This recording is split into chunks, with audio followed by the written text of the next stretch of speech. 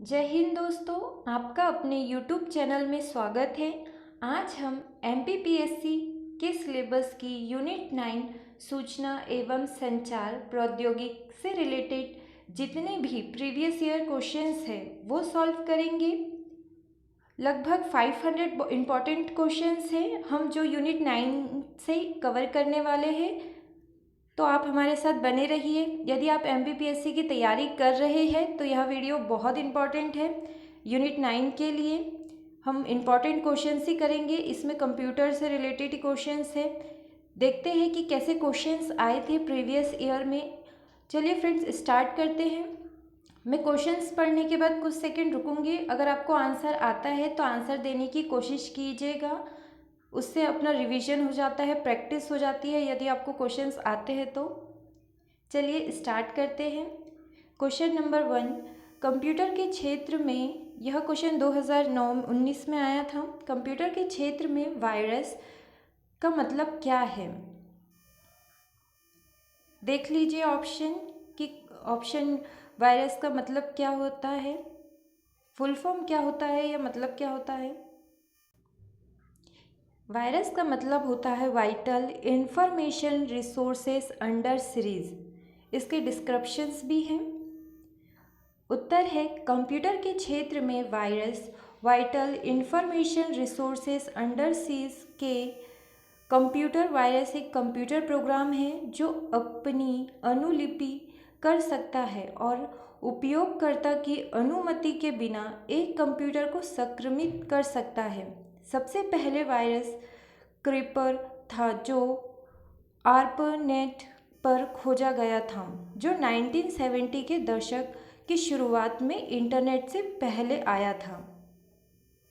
Website खोजने के बाद वेब ब्राउज़र द्वारा प्रदर्शित, माफ़ कीजिएगा, वेबसाइट खोलने के बाद वेब ब्राउज़र द्वारा प्रदर्शित पहला पृष्ठ को डैश कहा जाता है। पहले पृष्ठ मतलब जो पहला पेज खुलता है वेबसाइट वेब ब्राउज़र पे, जब हम खोलते हैं तो क्या दिखता है, क्या खुलता है सबसे पहले? तो होम पेज खुलता है, ब्राउज़र पेज खुलता है, सर्च पेज खुलता है या बुकमार्क खुलता है? तो हम सभी को पता है कि होम पेज खुलता है। जो पहला पन्ना होता है जो खुलता है उसे हम होम पेज कहते हैं। वेबसाइट खोलने के बाद वेब ब्राउज़र द्वारा प्रदर्शित पहले पृष्ठ को होम पेज कहा जाता है। एक होम पेज या स्टार्ट पेज वेबसाइट या ब्राउज़र का प्रारंभिक या मुख्य पेज है। किसी वेबसाइट के प्रारंभिक पृष्ठ को कभी मुख्य पृष्ठ भी कहते हैं। तो देख लीजिए कि वेब फ्रंट पेज जो रहता है होम पेज, उसे मुख्य पृष्ठ भी कहते हैं, स्टार्ट पेज भी कहते हैं, होम पेज भी कहते हैं। चलिए नेक्स्ट क्वेश्चंस पे चलते हैं। एक जानबूझकर विघटनकारी सॉफ्टवेयर जो कंप्यूटर से कंप्यूटर तक फैलता है उसको डैश कहा जाता है। जो कंप्यूटर से कंप्यूटर तक फैलते हैं उसे क्या, वो सॉफ्टवेयर को क्या कहा जाता है? Search engine, chat software, email या वायरस। यदि वह कुछ नुकसान पहुंचा रहा है, जानबूझकर भेजा गया, जैसे यहाँ लिखा है जानबूझकर विघटनकारी सॉफ्टवेयर, मतलब इससे कुछ नुकसान हो रहा है, तो वह सर्च इंजन, चैट सॉफ्टवेयर या ईमेल से तो नहीं होगा, वह वायरस से होगा। कंप्यूटर वायरस एक कंप्यूटर प्रोग्राम है जो अपनी अनुलिपि तैयार कर सकता है तथा उपयोगकर्ता की अनुमति के बिना एक कंप्यूटर की संक्रमित कर सकता है, मतलब नुकसान पहुंचा सकता है। अतः जानबूझकर विघटनकारी सॉफ्टवेयर जो कंप्यूटर से कंप्यूटर तक फैले वायरस कहलाते हैं। चलिए नेक्स्ट क्वेश्चन पे चलते हैं। निम्नलिखित में से कौन सा वीडियो कॉन्फ्रेंस सिस्टम के लिए एक आवश्यक घटक नहीं है? इनमें से ऐसा कौन सा ऑप्शन है जो वीडियो कॉन्फ्रेंस या वीडियो कॉन्फ्रेंस सिस्टम के लिए ज़रूरी नहीं है? वीडियो कैमरा लगेगा, डिस्प्ले डिवाइस वो भी लगेगा, टेलीफोन, माइक्रोफोन तो क्या नहीं लगेगा, क्या यूज़ में नहीं आएगा, विघटन नहीं है, तो यह टेलीविज़न नहीं होगा। यदि हम वीडियो कॉन्फ्रेंस या वीडियो कॉल या वीडियो चैटिंग करते हैं तो हमें टेलीफोन की ज़रूरत नहीं होती है।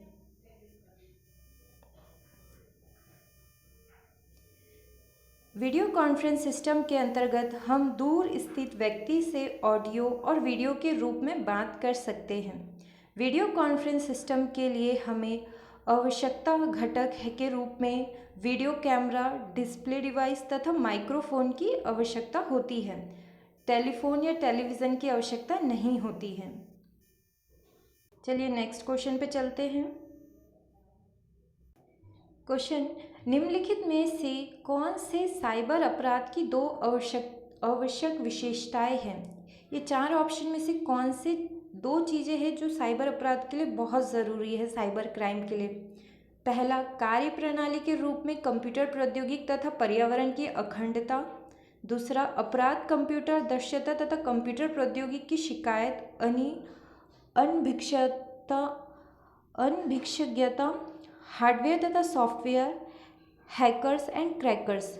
ऐसी कौन सी दो चीज़ें हैं जो कि बहुत ज़रूरी है अगर हम कोई साइबर क्राइम या साइबर अपराध करते हैं? तो अगर आपको आंसर आता है तो आंसर दीजिए। तो यदि अगर साइबर अपराध की आवश्यकता के लिए जो चीज़ यूज़ होती है वह एक अपराधी तो होना ही पड़ेगा। अपराधी कंप्यूटर दक्षता तथा कंप्यूटर प्रौद्योगिकी की शिकार अनिभिक्षता।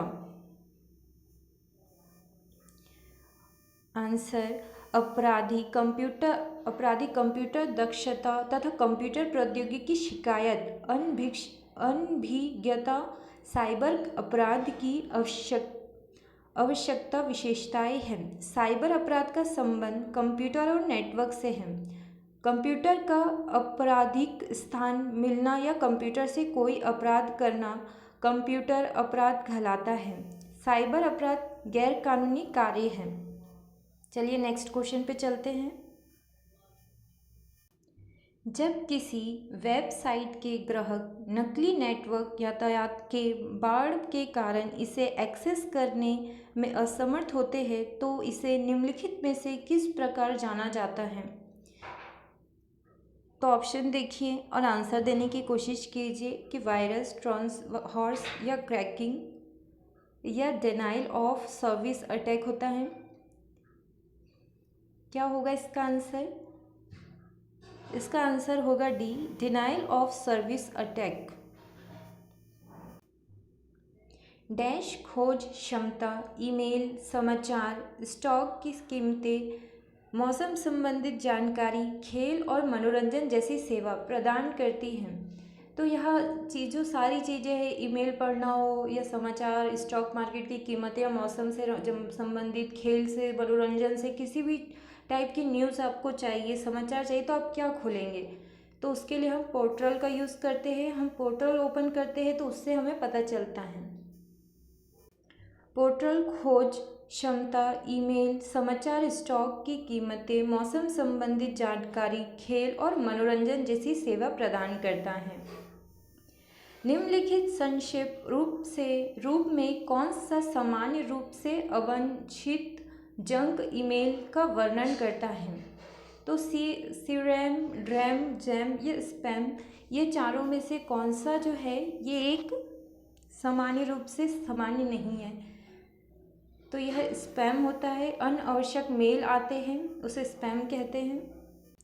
दोस्तों, हमने 2019 में आए वाले सारे क्वेश्चन कर लिए हैं। अब हम वर्ष 2018 में आए वाले क्वेश्चन करेंगे। चलिए स्टार्ट करते हैं।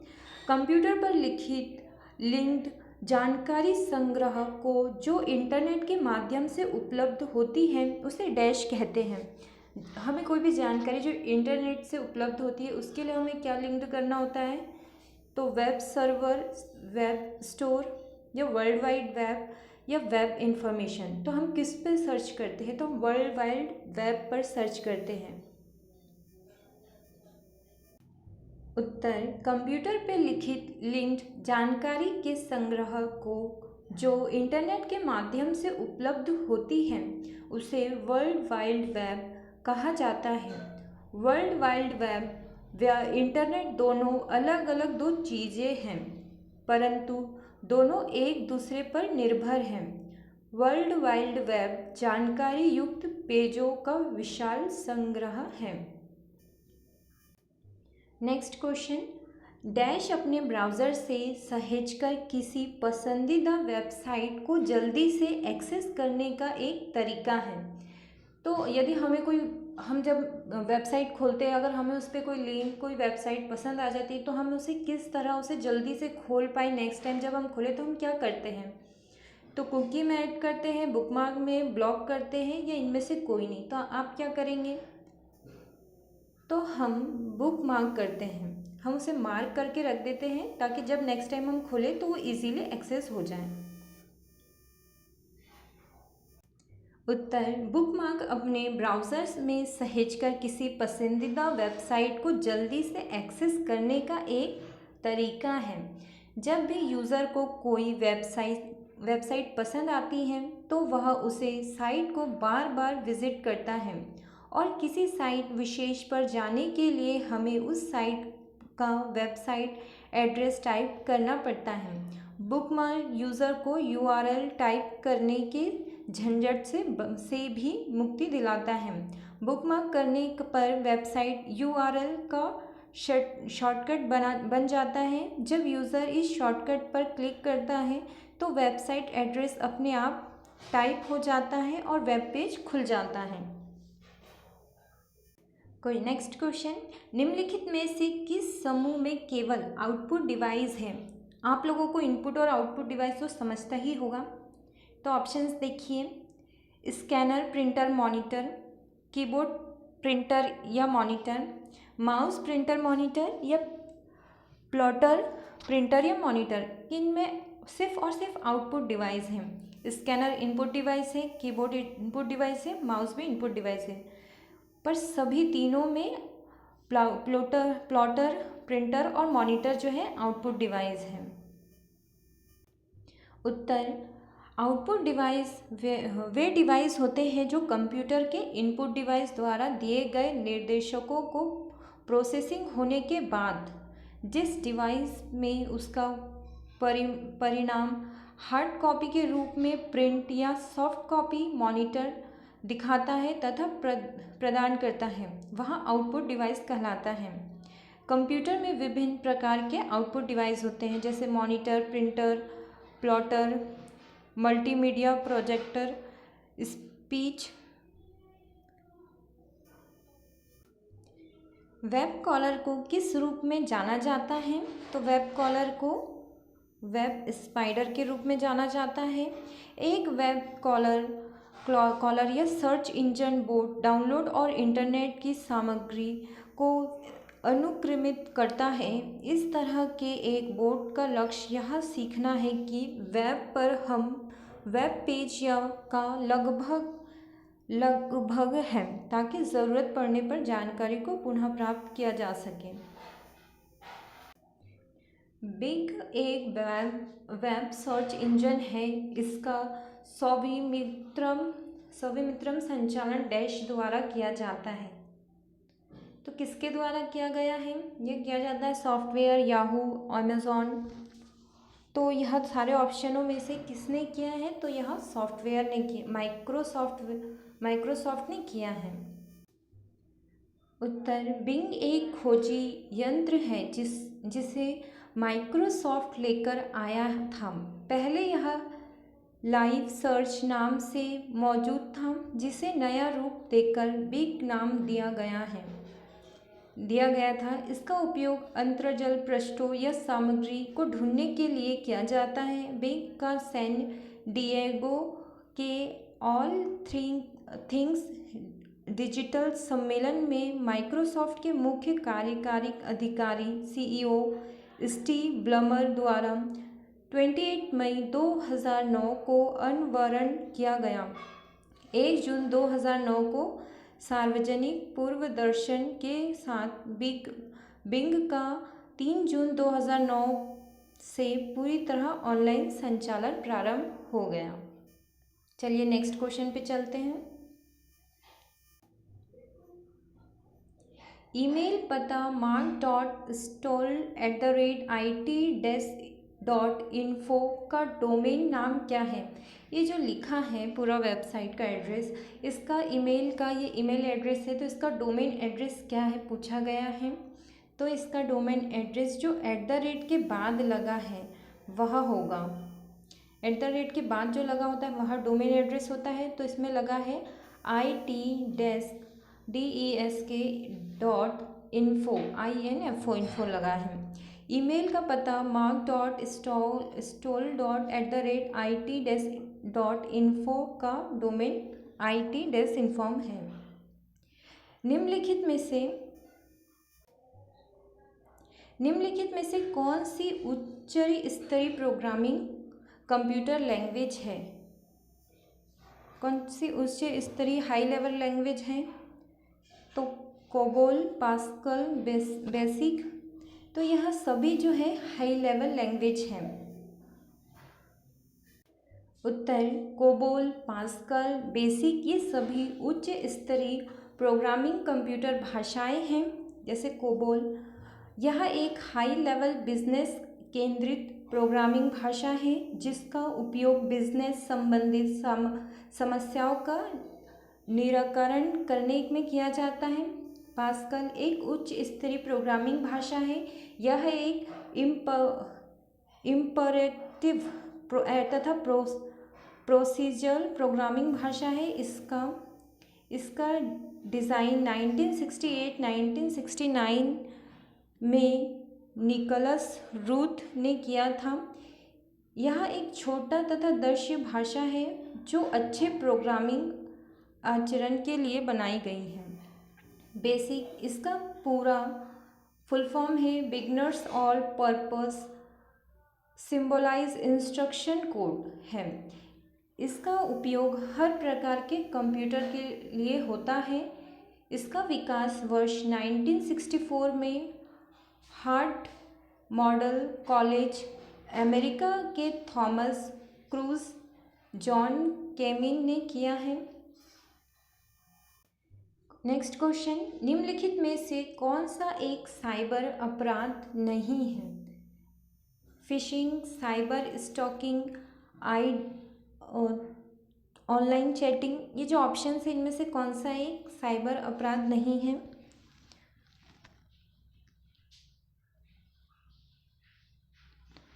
तो ऑनलाइन चैटिंग करना साइबर अपराध नहीं कहलाता है। बाकी सारे अगर कुछ हमसे बिना परमिशन के होता है वह साइबर अपराध में आता है। ऑनलाइन चैटिंग साइबर अपराध के अंतर्गत नहीं आता है। साइबर अपराध एक ऐसा अपराध है जिसमें कंप्यूटर और नेटवर्क शामिल है। किसी भी कंप्यूटर का आपराधिक स्थान पर मिलना या कंप्यूटर में कोई अपराध करना कंप्यूटर अपराध कहलाता है। कंप्यूटर अपराध में नेटवर्क शामिल नहीं होता। किसी भी निजी जानकारी को प्राप्त करना और उसका गलत इस्तेमाल करना, किसी की भी निजी जानकारी कंप्यूटर से निकाल लेना या चोरी कर लेना भी साइबर अपराध है। नेक्स्ट क्वेश्चन, पहला साइबर लॉ जो भारत में ई कॉमर्स के लिए कानून ढांचा प्रदान करता है तो वह कौन सा है? साइबर लॉ जो लाया है।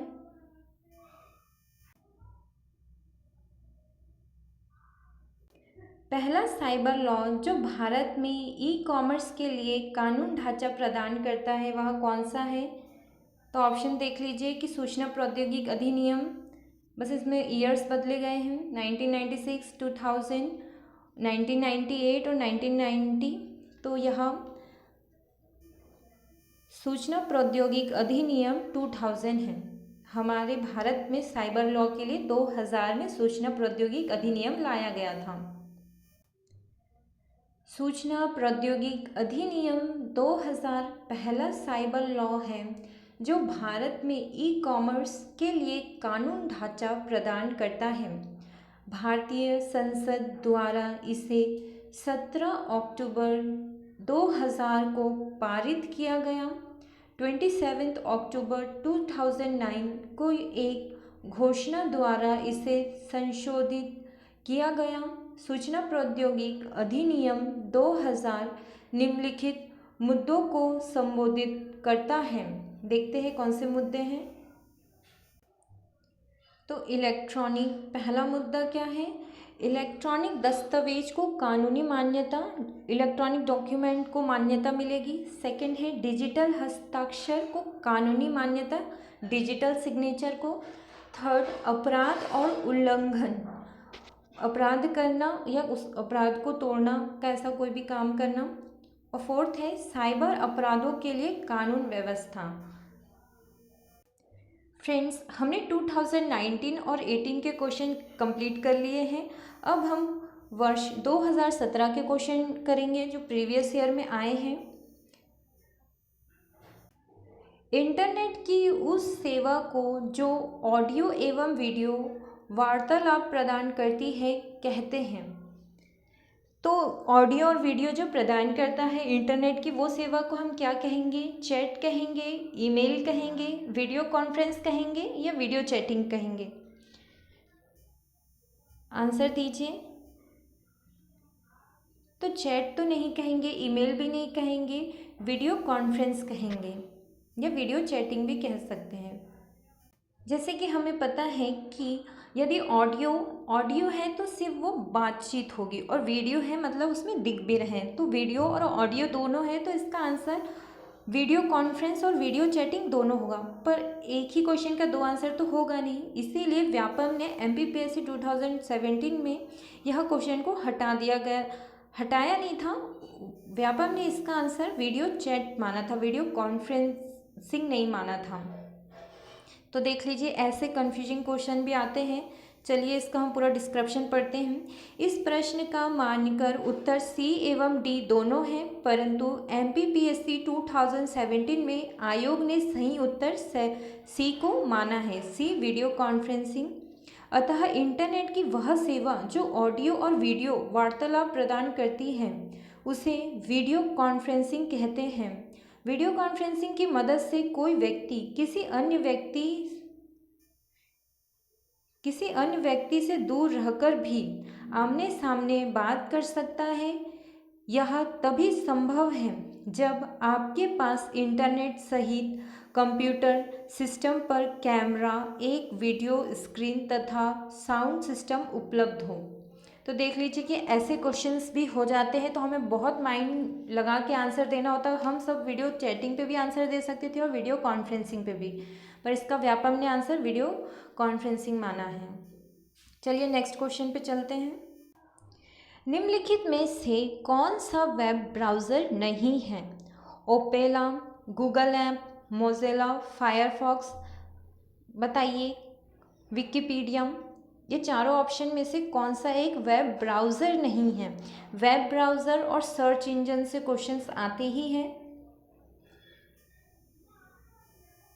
तो गूगल ऐप जो है वह वेब ब्राउज़र नहीं है।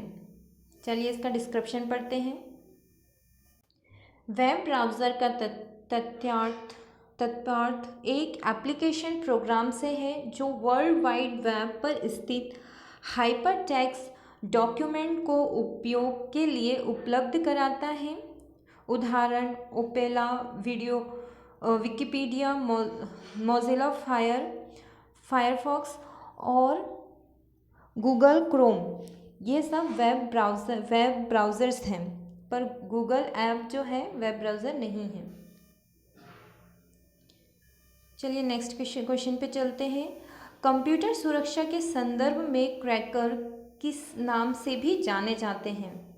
तो बताइए क्रैकर को और क्या कहा जा सकता है? Black hat hacker, white hat hacker, Alt hacker या स्क्रिप्ट हैकर। आप सभी को पता ही होगा कि हैकर्स और क्रैकर्स में डिफरेंट और किस किस टाइप के हैकर्स होते हैं। जो सुरक्षा प्रदान करता है वह ब्लैक हैट हैकर कहलाता है। ब्लैक हैट हैकर को हम सुरक्षा प्रदान करने वाला हैकर कहते हैं। उत्तर, कंप्यूटर तथा नेटवर्क सुरक्षा पद्धति में संदेह लगाकर पासवर्ड प्राप्त कर या पासवर्ड को तोड़कर उसका उपयोग किसी अवैध कार्य के लिए करने वाला क्रैकर कहलाता है। इसे ही हम ब्लैक हैट हैकर के नाम से भी जानते हैं। जो बिना परमिशन के आ जाते हैं उन्हें हैकर कहते हैं। डक डक गो एक डैश है। मैंने अभी आपसे बताया था कि सर्च इंजन और वेब ब्राउज़र से क्वेश्चंस आते ही हैं। तो डक डक गो एक क्या है पूछा है, क्वेश्चन मार्क है, क्या है बताइए, आपको आंसर आता है तो यह एक सर्च इंजन है। डक डक गो क्या है, एक सर्च इंजन है। डक डक गो सितंबर 2008 में गैब्रियल बर्नबर्ग के द्वारा डक डक गो की खोज की गई थी। डक डक गो गूगल की तरह एक सर्च इंजन के रूप में कार्यरत है। इसके होम पेज पर केवल सर्च के लिए ऑप्शन दिए गए हैं। चलिए नेक्स्ट क्वेश्चन पे चलते हैं। इंटरनेट उदाहरण है। इंटरनेट जो है यह किसका उदाहरण है? MAN मैन का, LAN लैन का, WN वैन का, वाईफाई का, लैन लोकल एरिया नेटवर्क, आपको पता ही होगा। तो वैसे इंटरनेट जो है वह क्या है? आंसर आता है तो आंसर देने की कोशिश कीजिए। तो यह इंटरनेट जो है यह लैन का उदाहरण है। इंटरनेट जो है लैन से संबंधित है। इंटरनेट लैन टेक्नोलॉजी है जो कंप्यूटर को नेटवर्क पर एक्सेस करने की सुविधा देती है। इंटरनेट के जरिए सूचनाएं ट्रांसफ़र करने का एक लोकप्रिय तरीका है। यह बस टोपोलॉजी पर आधारित है। टोपोलॉजीज पता ही होगा आप लोगों को, बस स्टार होते हैं। इंटरनेट 10 Mbps की गति से डाटा ट्रांसफ़र करता है। चलिए नेक्स्ट क्वेश्चन पे चलते हैं। नेक्स्ट क्वेश्चन, मॉडेम परिवर्तित करता है। मॉडेम क्या काम करता है? तो एनालॉग सिग्नल को डिजिटल सिग्नल में कन्वर्ट करता है या डिजिटल सिग्नल को एनालॉग सिग्नल में कन्वर्ट करता है, या दोनों काम करता है? तो मॉडेम जो है यहाँ दोनों काम करता है। एनालॉग को डिजिटल में और डिजिटल को एनालॉग में कन्वर्ट करता है। मॉडेम मॉड्यूलेटरल डीमॉड्यूलेटरल का संक्षिप्त विवरण है। यह उसका मॉडेम का फुल फॉर्म है। यह एक डिवाइस के रूप में इंटरनेट के प्रयोग के लिए लाया जाता है। ये डिवाइस एनालॉग सिग्नल को डिजिटल सिग्नल में तथा डिजिटल सिग्नल को एनालॉग सिग्नल में बदलता है। चलिए नेक्स्ट क्वेश्चन पे चलते हैं। अब हम 2016 के क्वेश्चंस करेंगे। चलिए स्टार्ट करते हैं। अक्टूबर 2015 में ई सहयोग योजना किस विभाग द्वारा प्रारंभ की गई? 2015 में जो ई सहयोग योजना आई थी वह किस लिए आई थी? बिक्री कर के लिए आई थी या आयकर के द्वारा प्रारंभ की गई थी, आबकारी कर या पथ कर? आंसर देने की कोशिश कीजिए। तो यह आयकर के लिए लाई गई थी योजना ई सहयोग। केंद्रीय वित्त मंत्री ने 27 अक्टूबर 2015 को ई सहयोग योजना का शुभारंभ किया था। इसका उद्देश्य आयकर के रिटर्न की गड़बड़ियों का ईमेल के माध्यम से सही किया जाना। चलिए नेक्स्ट क्वेश्चन पे चलते हैं। 1024 मेगाबाइट बराबर होता है। तो आपने पढ़ा ही होगा बीट्स बाइट मेगाबाइट। तो 1 मेगाबाइट के बराबर होता है, 1 गीगाबाइट के बराबर होता है, या 10 किलोबाइट के बराबर होता है, या 124 बाइट के बराबर होता है। तो आपने पढ़ा होगा बीट बाइट, किलोबाइट, मेगाबाइट तो गीगाबाइट। तो यहाँ पे मेगाबाइट है तो हमें मेगाबाइट के बाद क्या आएगा? अगर 1024 है तो यह गीगाबाइट आएगा। ये वाला बहुत इम्पॉर्टेंट है, देख लीजिएगा। मेगाबाइट डाटा तथा सूचना के मापन की इकाई होती है। 1 मेगाबाइट 1024 किलोबाइट होता है। 1024 मेगाबाइट 1 गीगाबाइट के बराबर होता है। और 1024 गीगाबाइट 1 टेराबाइट के बराबर होता है।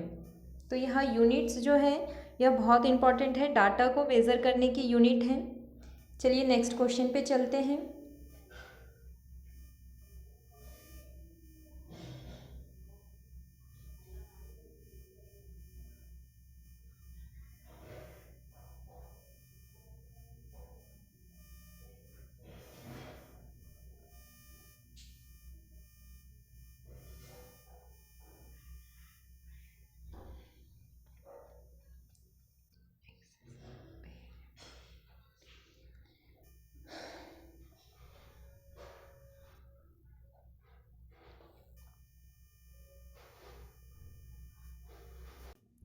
एक्सेस स्प्रेडशीट की मूल इकाई जहाँ पर डाटा एंट्री की जाती है कहलाती है, तो क्या कहलाती है? तो यह सेल कहलाती है। सेल MS एक्सेल की स्प्रेडशीट की सबसे छोटी इकाई है। चलिए नेक्स्ट क्वेश्चन पे चलते हैं। गूगल की किस वेब ब्राउज़र को विकसित किया था? गूगल ने किस वेब ब्राउज़र को विकसित किया था? इंटरनेट एक्सप्लोरर, सफारी, फायरफॉक्स या क्रोम? तो गूगल ने क्रोम को विकसित किया है। गूगल क्रोम जो हम आज यूज़ करते हैं। ब्राउज़र इंटरनेट के माध्यम से किसी सूचना को खोजने हेतु एक एप्लीकेशन प्रोग्राम होता है, जबकि वेब ब्राउज़र एक मल्टी फंक्शन सॉफ्टवेयर है जो वेब एक्सेस करने, फाइलों को डाउनलोड करने के लिए प्रयोग में लाया जाता है। चलिए नेक्स्ट क्वेश्चन पे चलते हैं। कंप्यूटर में फैलने वाला वायरस है, तो कौन सा वायरस है जो कंप्यूटर में फैलता है? तो हार्डवेयर नहीं फैलेगा, एंड कंप्यूटर प्रोग्राम या सिस्टम सॉफ्टवेयर। तो जो कंप्यूटर प्रोग्राम्स के थ्रू आते हैं वही वायरस के फॉर्म में आते हैं, तो कंप्यूटर प्रोग्राम। वायरस एक ऐसा कंप्यूटर प्रोग्राम है जो कंप्यूटर की गति एवं कार्य को प्रभावित तथा डाटा को मिटाने के लिए उपयोग में लाया जा सकता है, जबकि प्रोग्रामों का समूह जो कंप्यूटर सिस्टम के मूलभूत कार्यों को संपन्न करने के लिए तैयार किया जाता है, सिस्टम सॉफ्टवेयर कहलाता है। चलिए नेक्स्ट क्वेश्चन पे चलते हैं। स्पैम किस विषय से संबंधित है? तो आप बताइए, कंप्यूटर, कला, संगीत या खेल? तो हमें पता है कि यह कंप्यूटर से संबंधित है।